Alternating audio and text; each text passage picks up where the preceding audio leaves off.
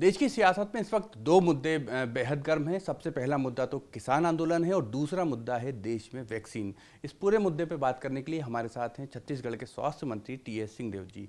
सिंहदेव साहब, सबसे पहला सवाल तो मेरा ये, चूँकि आप छत्तीसगढ़ के स्वास्थ्य मंत्री हैं, अभी देखने में आया है कि चाहे मध्य प्रदेश हो, चाहे छत्तीसगढ़ हो, देश के अन्य राज्य हों, वैक्सीन के प्रति लोग उतने जागरूक नहीं हैं। वैक्सीन लगवाने के लिए लोग रुचि कम ले रहे हैं। आपको क्या लगता है, क्या हम उनको एक बेहतर तरीके से समझा नहीं पाए या वैक्सीन को लेकर भ्रांतियां हैं? आपको क्या लगता है? इसमें मिलीजुली स्थिति है। आपने जिन बातों को कहा सब में कोई ना कोई तर्क का और सच्चाई का अंश है। कोरोना जब नया आया था तो उसमें एक डर का भी वातावरण था, एक माहौल ऐसा बना था कि कोई बहुत खतरनाक बीमारी आ गई है, क्योंकि ये बहुत तेज़ी से फैलने वाला वायरस था। इसलिए सभी सरकारों ने अंतर्राष्ट्रीय स्तर पे काफ़ी सतर्क होकर जीवन यापन करने के लिए कहा था। लॉकडाउन भी आए। अगर 50 दिन से ऊपर का लॉकडाउन लागू किया जा रहा है देश के ऊपर तो कुछ तो बात होगी। इतना बड़ा लॉकडाउन तो इमरजेंसी में नहीं होता है, इतना लॉकडाउन तो युद्ध में नहीं होता है। अगर घरों में ही रहने के लिए हिदायत सरकार कड़ाई से पालन करके दे रही है तो कुछ तो बात होगा। तो वातावरण वैसे ही बनता है। फिर लोगों ने देखा कि सबको तो नहीं हो रहा, सबको होना भी नहीं था। ये तो एक भी व्यक्ति को अगर मृत्यु से बचाया जा सके तो यही पहल थी। और रिसर्च अब ये भी बता रहा है कि एशिया के जो देश हैं, तुलनात्मक इनमें एक प्रकार की जीनी से इम्यूनिटी यूरोप के देशों की तुलना में ज़्यादा है। 1000 में कितने लोगों को भारत में, कितने लोगों को यूरोप में, तो 1000 में यूरोप के किसी देश में 80 कुछ है, किसी देश में 50 कुछ है, अमेरिका में मान लीजिए 30 के आसपास कुछ है। और अभी भी हमको सब नहीं मालूम वैक्सीनेशन कि क्यों संकोच है लोगों को, क्योंकि आज भी विश्व के वैज्ञानिक ये कहते हैं कि हम इस स्थिति में नहीं हैं कि ये बोलें कि कितने दिन तक आपकी इम्यूनिटी बनेगी वैक्सीनेशन लेने के बाद। तो इनके बारे में 5-5, 10-10, 15-15 साल के रिसर्च के बाद में जो वैक्सीन बनती है तो आप प्रभाव कितना होगा उसको जान लेते हैं, फिर लोगों को वैक्सीन उपलब्ध कराते हैं। कोरोना में जो काम 10 से 15 साल में होता है वो विश्व के वैज्ञानिकों ने लागू करने वाला वो 5 से 10 महीने में किया। कितने दिनों तक इसका प्रभाव रहेगा आज भी वो कहने की स्थिति में नहीं है, क्योंकि वैक्सीन लगने के बाद के अभी 6 महीने भी नहीं हुए।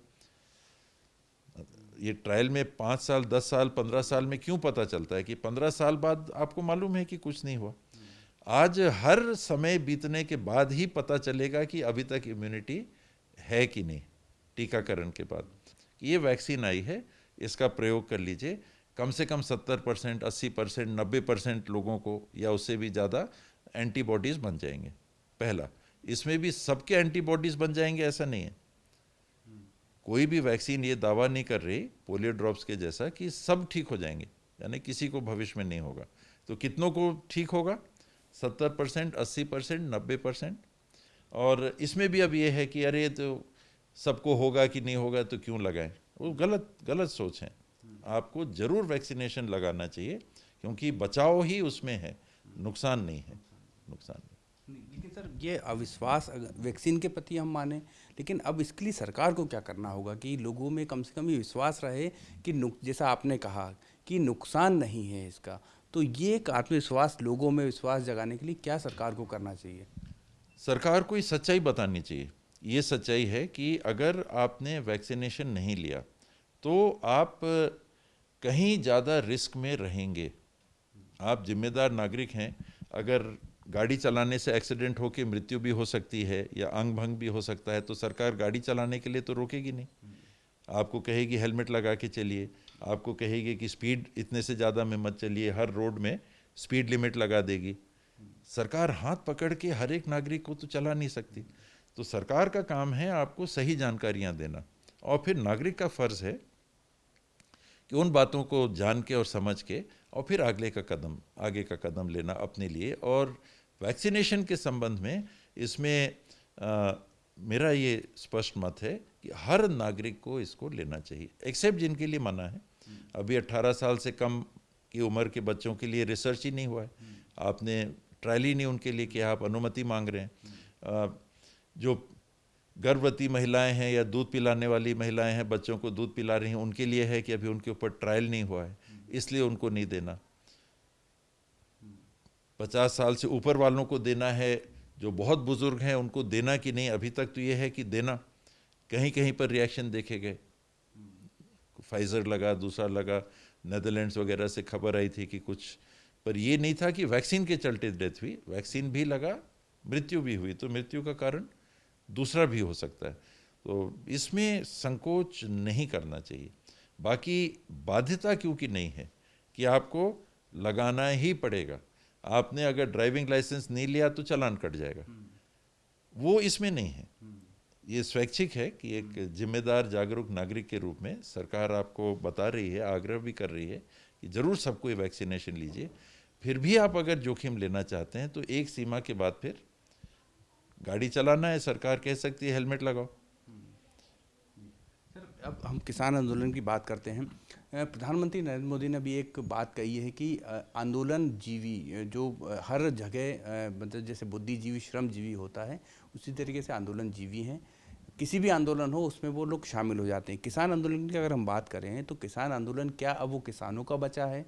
क्योंकि जो संकेत मिल रहे हैं उसमें ये कहा जा रहा है कि खालिस्तान उसमें एंट्री कर चुका है, विदेशी ताकतें उसमें एंट्री कर चुकी हैं, आंदोलन जीवी जो लोग हैं वो इसमें शामिल हो चुके हैं। तो क्या ये किसानों को आंदोलन बचा है? किसान इतने दिन तक आंदोलन में रहेंगे इस सरकार ने कभी नहीं सोचा। ये सरकार कमिटेड है कॉरपोरेट्स के प्रति, जिन्होंने कानून आने के पहले ही गोडाउन बनाने चालू कर दिए थे। ये देश ने देखा, दुनिया ने देखा कि कानून नहीं आया, आपको नहीं मालूम है कि क्या होगा, लेकिन फिर भी आपने करोड़ों रुपए का इन्वेस्टमेंट कर दिया इंफ्रास्ट्रक्चर बनाने में, गोडाउन्स बनाने में। यानी पूर्वाभास कहीं ना कहीं था कि ये कानून आने वाला है, अर्थात कहीं ना कहीं कमिटमेंट है, आप चिंता मत करो, हम हैं, हम कानून ला रहे हैं। कौन करोड़ों रुपया लगाता है? बड़ी से बड़ी कंपनी होगी तो करोड़ों रुपए ऐसे नहीं लगा देगा कि हमने इंफ्रास्ट्रक्चर खड़ा कर दिया और कल के दिन वो परिस्थिति ही नहीं बनी। तो कानून आने के पहले से जो एक गठजोड़ सा दिख रहा था कॉरपोरेट्स के साथ या बड़े व्यवसायियों के साथ, वो कानून बनने के बाद भी साफ दिख गया कि ये कहा गया कि किसानों के हित में है, और है वास्तव में ये कॉरपोरेट्स के जो इसमें इन्वेस्टमेंट करेंगे। आपत्ति किस बात की है? मुख्यमंत्री के रूप में नरेंद्र मोदी जी ने वर्किंग ग्रुप जो मनमोहन सिंह जी के यूपीए गवर्नमेंट के समय में बनाया गया था, उसमें स्पेसिफिकली इस बात को सम्मिलित किया था कि यदि खरीदी प्राइवेट प्लेयर करेंगे, गवर्नमेंट करेगा तो एमएसपी गवर्नमेंट कह रही है तो करेगी, उसका विश्वास किया जा सकता है। लेकिन अगर प्राइवेट प्लेयर आया तो अनिवार्य रूप से कानून में व्यवस्था होनी चाहिए कि एमएसपी रहेगी। एमएसपी के नाम पे कानून में लाने से सरकार क्यों कतरा रही है? आप कह रहे हो कि ये बेहतर व्यवस्था है, किसानों की हित की व्यवस्था है। अगर किसानों की हित की व्यवस्था है तो आज जो उनको दाम मिल रहे हैं उससे बेहतर दाम उनको मिलेंगे, तभी तो किसानों की हित की बात होगी, नहीं तो हित कैसे होगा? आपको सामान सस्ता मिलेगा कृषि का, और दाम जो मिलेंगे उसमें जो आप पहले कमा रहे थे उससे ज़्यादा पैसा आपको मिलेगा। जो व्यवसायी हैं अभी तक वो बता नहीं रहे हैं, लेकिन उनके पास कोई बीज ऐसे हैं जो ज़्यादा पैदावार दे देंगे, अभी उनने उसको सीक्रेट रखा है। ये कानून जो नया व्यवस्था आएगा उसमें बेहतरी किसान की कहाँ है? जो 1 एकड़ के पीछे उनको एक फसल में कमाई हो रही है उससे ज़्यादा कमाई होगी। अगर ये सुनिश्चित है कि आज के भावों की और आज की व्यवस्था की तुलना में कल बेहतर होने वाला है, आपको डबल मिलने वाला है। गवर्नमेंट का तो लक्ष्य है कि हम किसान का फायदा डबल करेंगे, डेढ़ा करेंगे, डबल करेंगे। तो एमएसपी से ज़्यादा दाम दोगे आप तभी तो डबल होगा या डेढ़ा होगा। इस सिस्टम में अपने आप भाव बढ़ेगा। तो अगर भाव एमएसपी से ज़्यादा मिलने वाला है तो एमएसपी को कानून में लाने में दिक्कत क्या है? दिक्कत तो तभी होगी कि अगर उससे कम भाव में आप खरीदेंगे। एमएसपी कोई सरकार नहीं बनाती, एक बाकायदे कमीशन है, वो निर्धारित देश के परिस्थितियों का, पूरे इनपुट्स का करता है कि क्या क्या खर्चे हो रहे हैं, मजदूरी कितनी है, आज के दाम क्या है, इसका दाम क्या है, खाद का दाम क्या है, जोताई का दाम क्या है, इत्यादि इत्यादि जो भी कृषि में खर्चे होते हैं, उसके बाद में एमएसपी का घोषणा होता है। सरकार नहीं करती। प्रधानमंत्री जी कह रहे हैं कि एमएसपी है, रहेगी आगे भी। क्या विश्वास नहीं किया जाना चाहिए देश के प्रधानमंत्री पे? मैं उनकी बात पे इसलिए विश्वास नहीं कर रहा क्योंकि उन्होंने बहुत सारी चीज़ें कहीं आज के उनके 6 साल से ज़्यादा के प्रधानमंत्रित्व काल में कई चीज़ें उन्होंने कही जो कि नहीं हुई। कई चीज़ें, कई मुद्दों पे कई चीज़ें उन्होंने कही थी। नोटबंदी के समय में भी उन्होंने कहा था कि इतने समय के बाद नहीं तो मेरे को चौक पे फलाना कर लेना। काला धन पूरा समाप्त हो जाएगा। आप बताइए, काला धन देश में समाप्त हो गया क्या? देश के प्रधानमंत्री हैं जिन्होंने 8 बजे शाम को अचानक आके देश के सामने घोषणा की थी कि अब ये नोटबंदी हो जाएगी और इसका देश के ऊपर लाभ होगा और काला धन समाप्त हो जाएगा। कोई भी नागरिक मेरे को बता दे कि काला धन समाप्त हो गया, नहीं हुआ। तो जो ऐसा कह रहे हैं, और एक मुद्दे पे नहीं कई मुद्दों पे, चीन हमारे यहाँ नहीं घुसा है। मीडिया कहती है कि ये देखो तो बस्ती बनी हुई है अरुणाचल प्रदेश में, जहाँ हजारों लोग रह सकते हैं। तो या तो मीडिया के ऊपर कार्रवाई करिए जिसने वो फोटो छापी। अगर इतना भ्रम मीडिया का कोई भी अंग फैला रहा है तो आपको उसके ऊपर कार्रवाई करनी चाहिए थी, वरना जिसने ऐसा कहा कैसे मानेंगे। अगर अड़ाअड़ी की ऐसी स्थिति आ जाती है कि मेरे को लगता है कि मेरे तो परिवार के जीवन का सवाल है, तो आप अगर नहीं मान के ऐसा जिद करोगे कि नहीं हमने तो एक कानून बना लिया, हम तो वापस ही नहीं ले, क्या इसके पहले आप कानून देश में आए, आज तक परिवर्तन नहीं हुए क्या? 100 से ज़्यादा तो कॉन्स्टिट्यूशनल परिवर्तन हो चुके हैं हमारे संविधान में। 100 से ज़्यादा परिवर्तन हो चुके हैं जब से ये संविधान बना। जमीन के बारे में यही सरकार अध्यादेश लेके आई थी, 6 महीना, फिर 6 महीना, फिर 6 महीना, आखिर उसको छोड़ तो दिया। क्यों छोड़ा? क्योंकि कहीं ना कहीं से ये बात आई कि लोगों के बीच से कि नहीं ये ठीक नहीं होगा। ये पार्टीबंदी का सवाल नहीं है, इसमें हित जो बड़ा वर्ग है जिसको वो कानून या व्यवस्था प्रभावित कर रही है, वो अगर उस बात को बार बार कह रहा है तो ये मानना है कि हम ही अंतर्यामी हैं, हम ही को सब कुछ मालूम है, हम जैसा कहेंगे वही सही है और कोई दृष्टिकोण हो ही नहीं सकता, तो फिर ऐसी स्थिति बन जाती है। और तीसरा विकल्प इसमें ये होगा कि अगले चुनाव में पता चलेगा। अब हम छत्तीसगढ़ की राजनीति की थोड़ी बात कर लेंगे सर। एक तो चंदे पे सियासत हो रही है, मुख्य सचिव ने पत्र लिखा है कि चंदा आखिर हम दे रहे हैं तो उसके बारे में पूरी तथ्यात्मक जानकारी दी जाए। आपको लगता है कि राम मंदिर अब राजनीति का केंद्र नहीं होना चाहिए? ना पहले होना चाहिए, ना आज होना चाहिए, ना आने वाले कल में होना चाहिए। ये इसी में आस्थाएं फिर प्रभावित होती हैं कि नहीं ये तो इसका उद्देश्य कुछ और है, एजेंडा कुछ और है, भगवान राम नहीं है या श्रद्धा नहीं है। हमको कोई केंद्र श्रद्धा का ऐसे निर्मित करना जिससे कि हम बेहतर जीवन जी सकें, उसके प्रति हमारी ऐसी श्रद्धा हो कि वो हमारे लिए प्रेरणा का स्रोत बने और हम बेहतर कर्म करें भविष्य में। ये धर्म का मेरी समझ में उद्देश्य होता है और धार्मिक स्थलों का उद्देश्य होता है जहाँ हम श्रद्धा अर्पित करते हैं। वही केंद्र अगर विवादों का सबब बन गया तो स्वाभाविक है कि आस्था कहीं ना कहीं प्रभावित हो सकती है। इसलिए इसको राजनीति से हमेशा दूर रखना ही बेहतर होता है। दुनिया में देश हैं जो धर्म के आधार पर चलते हैं, दुनिया में बहुतेरे देश हैं जो इसको सत्ता का हिस्सा नहीं मानते और धर्म को अलग रख के चलते हैं और शासन सत्ता की व्यवस्था को अलग रख के चलते हैं। आप धर्म के रास्ते को अपनाइए, बेहतर जीवन, बेहतर मानव बनिए और बेहतर जीवन जिए। अभी रमन सिंह जी का एक मैं बयान पढ़ रहा था, उनका कहना था कि मुख्यमंत्री चुनाव में व्यस्त हैं, विधायक जन्मदिन मनाने में व्यस्त हैं, प्रशासन उनकी व्यवस्था में मस्त है और जनता छत्तीसगढ़ की बेहद परेशान है, ऐसा रमन सिंह जी का मानना है। परेशानी और व्यवस्थाएं लगातार चलती रहती हैं। जीवन में परेशानियां खत्म हो जाएंगी किसी भी राजनीतिक दल के आने से ही असंभव है। कोई भी अगर ये दावा करेगा कि मेरे को आप राजनीतिक व्यवस्था के शीर्ष पे आप बैठा दो, व्यवस्था में हमको बैठा दो, गवर्नमेंट में हमको बैठा दो, आपकी सारी परेशानियां दूर हो जाएंगी। ये न कभी हुआ है न कभी होगा, वो परिस्थितियां बनी रहेंगी। राम जी और भगवान की दुनिया में ही अगर कमियां हैं तो हम आप कौन हैं जो ये कह सकते हैं कि 5 साल में हम सारी चीज़ों को दूर कर देंगे। तो एक तो ये भ्रम ना तो होना चाहिए ना फैलाना चाहिए। दूसरा, हमारी एक विधायक के जन्मदिन के दिन में एक अधिकारी ने चूक की, गलती की कि उन्होंने एक आदेश निकाल दिया आधिकारिक रूप से एज अधिकारी, मुख्य कार्यपालन अधिकारी जनपद के, कि इनके जन्मदिन की व्यवस्था में आप ये काम करिए, एकदम गलत है। कोई भी अधिकारी किसी व्यक्तिगत फंक्शन के लिए शासन की ओर से व्यवस्था नहीं कर सकते। और जैसे ही पता चला वो सस्पेंड भी हुए, उनके ऊपर कार्रवाई भी हुई। तो अगर कहीं संलिप्तता होती या कोई और बात होती तो सस्पेंड थोड़ा ना होते। उनसे जो भी चूक हुई, रिटायरमेंट में 3-4 ही महीने बचे हैं। लोगों ने बताया मुझे कि वो बहुत ही सीधे अधिकारी हैं, लेकिन सीधापन हो चाहे जो हो या रिटायरमेंट हो, कर तो दी एक चूक, बड़ी प्रशासनिक चूक है।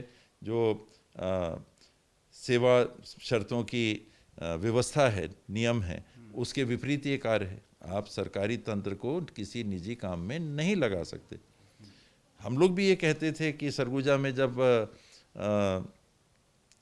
हमारे गृह मंत्री जी, देश के गृह मंत्री आए थे, अमित शाह जी आए थे, तो डीओ ने बकायदा पत्र निकाल के टीचर्स को कहा था कि रास्ते में आप खड़े हो, आप इस चौक में रहोगे, आप इस चौक में, इस चौक में बच्चों को लेके आओ, थाली से आप उनका स्वागत करो और फूल बरसाओ। हम लोगों ने आपत्ति की थी।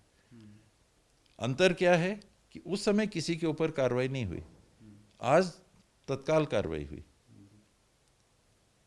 एक आखिरी सवाल मेरा ये है, और स्वाभाविक रूप से जब आपसे बातचीत होती है तो एक सवाल ज़रूर जहन में आता ही है, और शायद आपने इस साल उसको नहीं बोलने का कुछ लक्ष्य भी रखा है, मैंने ऐसा सुना है, लेकिन फिर भी पूछना मेरा कर्तव्य है। कई बार इस तरह के बयान आते हैं कि जैसे कि आप कितने समय तक स्वास्थ्य मंत्री हैं, ऐसा एक बयान मैंने सुना था कि कितने समय तक स्वास्थ्य मंत्री हैं पता नहीं। फिर हमेशा वो 2.5 साल का फार्मूला एक लोगों को याद आ जाता है। फिर कहीं मैंने ये भी पढ़ा था कि आपने कहा था कि मेरी मन्नत पूरी होगी तो 101 बकरों की बलि चढ़ाऊंगा, ऐसा कहीं मैंने पढ़ा था। तो कई बार इस तरह के जब बयान आते हैं या आपने दिए हैं या सोशल मीडिया पर वायरल होते हैं, तो दिमाग में स्वाभाविक, हम पत्रकारों के दिमाग में भी आता है और जनता के दिमाग में भी आता है कि आने वाला वक्त क्या होने वाला है। तो आने वाला वक्त क्या होने वाला है, इस पर अगर आप कोई टिप्पणी करना चाहें तो। मीडिया, सोशल मीडिया आजकल इतना प्रभावशाली हो गया है, पहुंच इतनी हो गई है कि उनके माध्यम से कोई बात आती है तो बहुत फैल जाती है, और उसके परिणाम, दुष्परिणाम बहुत हो जाते हैं। इसमें भी मीडिया के ही साथियों ने जब मुख्यमंत्री बन रहे थे तो चैनल में ये बात डाल दी। वो कहाँ से उनको पता चला?